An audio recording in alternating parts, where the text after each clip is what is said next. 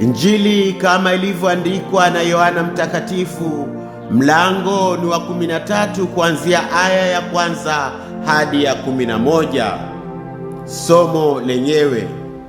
Basi kabla ya sikukuu ya Pasaka, Yesu hali akijua ya kuwa saa yake imefika atakayotoka katika ulimwengu kwenda kwa Baba, naye aliwapenda watu wake katika ulimwengu, aliwapenda upeo. Hata wakati wa chakula cha jioni, naye Ibilisi amekwisha kumtia Yuda mwana wa Simioni Iskaroti moyo wa kumsaliti. Yesu hali akijua ya kuwa Baba amempa vyote mikononi mwake, na ya kuwa alitoka kwa Mungu naye na kwenda kwa Mungu, aliondoka chakulani, akaweka kando mavazi yake, akatwaa kitambaa akajifunga kiunoni, kisha akatia maji katika bakuli, akaanza kutawadha wanafunzi miguu na kuifuta kwa kile kitambara alichojifunga.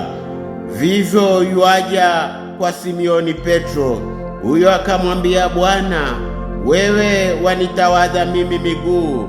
Yesu akamwambia, nifanyalo wewe hujui sasa, lakini utalifahamu baadaye. Petro akamwambia, wewe utanitawadha miguu kamwe?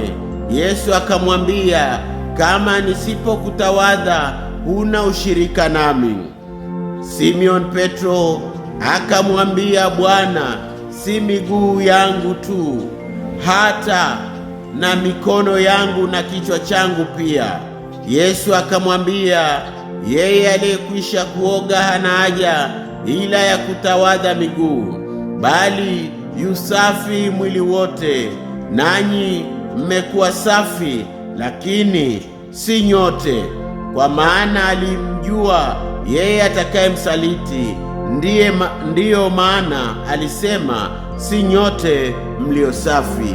Hii ndiyo Injili ya Kristo.